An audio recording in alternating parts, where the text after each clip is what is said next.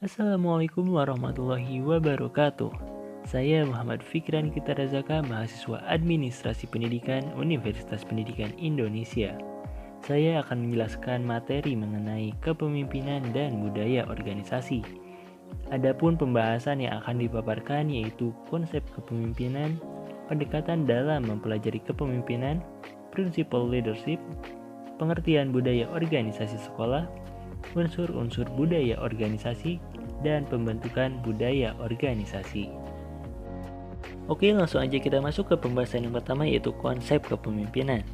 Gary Yokel 1994, Oting Sutisna 1989 melukiskan kepemimpinan secara umum sebagai suatu proses memengaruhi atau membujuk orang lain menuju ke pencapaian sasaran atau tujuan bersama. Definisi ini mencakup 3 elemen, yaitu kepemimpinan merupakan suatu konsep relasi, kepemimpinan merupakan suatu proses, dan kepemimpinan harus membujuk orang lain untuk mengambil tindakan. Kemudian Yokel sendiri mendefinisikan kepemimpinan sebagai proses-proses memengaruhi, yang memengaruhi interpretasi menangani peristiwa-peristiwa bagi para pengikut, pilihan dari sasaran-sasaran bagi kelompok atau organisasi. Faisal Rifai mengemukakan bahwa kepemimpinan mengacu pada suatu proses untuk menggerakkan sekelompok orang menuju ke suatu tujuan yang telah ditetapkan atau disepakati bersama dengan mendorong atau memotivasi mereka untuk bertindak dengan cara yang tidak memaksa. Nah, dalam konteks sekolah, kepemimpinan merupakan upaya untuk menggerakkan berbagai sumber daya melalui SDM untuk mencapai tujuan sekolah.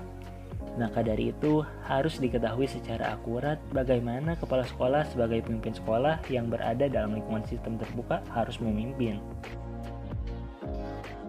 Adapun beberapa pendekatan dalam mempelajari kepemimpinan, yaitu yang pertama adalah pendekatan sifat.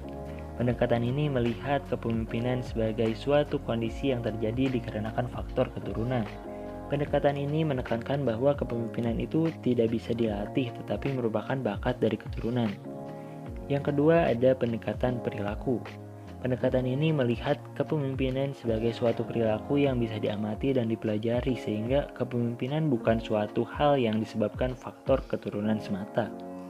Yang ketiga adalah pendekatan situasi. Pendekatan ini melihat efektivitas seorang pemimpin dalam memengaruhi bawahannya berdasarkan kondisi yang dihadapi oleh organisasi dan pemimpin. Kemudian yang keempat adalah pendekatan baru kepemimpinan. Pendekatan ini melihat kepemimpinan sebagai upaya untuk mengelola berbagai makna daripada sebagai proses memengaruhi orang lain untuk melakukan sesuatu untuk mencapai tujuan organisasi.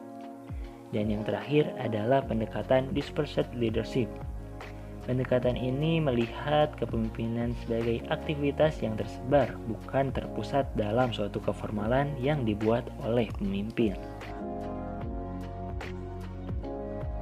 Sebagai pimpinan lembaga pendidikan formal mempunyai tugas dan tanggung jawab untuk mengelola segala sumber daya yang dimiliki untuk mencapai tujuan pendidikan. Nah, untuk keberhasilan kepemimpinan di sekolah ada beberapa hal yang khas nih bagi kepala sekolah, yaitu kepala sekolah harus menyadari bahwa kualitas kepemimpinannya merupakan hal yang penting dalam kesuksesan sekolah. Kemudian, kepala sekolah harus bisa mengubah gaya kepemimpinan mereka sebagaimana diperingatkan oleh situasi organisasi. Kepala sekolah juga harus membuat pandangan kepemimpinan jangka panjang. Kemudian, kepala sekolah harus memahami bahwa situasi sekolah itu kompleks, dinamis, dan interaktif. Kemudian, kepala sekolah harus membuat pandangan yang luas dan bahkan terbatas atau sempit tentang hubungan keorganisasian. Dan yang terakhir, kepala sekolah harus menyadari tidak hanya penggunaan satu kriteria dalam evaluasi kualitas kepemimpinannya, melainkan juga kriteria yang banyak. Pembahasan berikutnya yaitu pengertian budaya organisasi sekolah. Stephen P. Robin mengemukakan budaya organisasi sebagai sistem makna bersama yang dianut oleh anggota-anggota yang membedakan organisasi itu dari organisasi-organisasi lain. Menurut Abe Susanto, budaya organisasi mengacu pada rumusan keyakinan, nilai-nilai, dan cara belajar dari pengalaman yang dibangun sepanjang sejarah organisasi dan dimanifestasikan dalam tiap pengaturan materi dan perilaku tiap anggota organisasi tersebut. Kemudian, Hoy dan Miskel mengungkapkan bahwa budaya organisasi didefinisikan dalam terminologi orientasi bersama yang menyatukan unit menjadi bersama dan menunjukkan identitas khusus. Dari beberapa pendapat tersebut dapat disimpulkan bahwa budaya organisasi sekolah merupakan nilai-nilai dasar sekolah yang menjadi ciri khas organisasi dalam membedakan antara satu sekolah dengan sekolah lain, serta menjadi perekat dan ditularkan kepada setiap personal baru. Ada 6 unsur budaya yang menjadi bahan kajian para peneliti budaya organisasi, yaitu nilai, kepercayaan, kerja atau aktivitas, ritual, upacara-upacara, dan objek-objek budaya.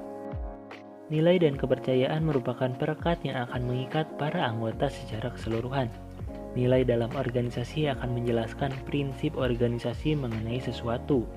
Kemudian kerja atau aktivitas mencakup percobaan sesuatu, pengambilan risiko, penciptaan sesuatu, penemuan sesuatu, dan proses berpikir. Ritual dan upacara-upacara ditata secara sistematik dan diprogramkan secara rutin dalam suatu budaya.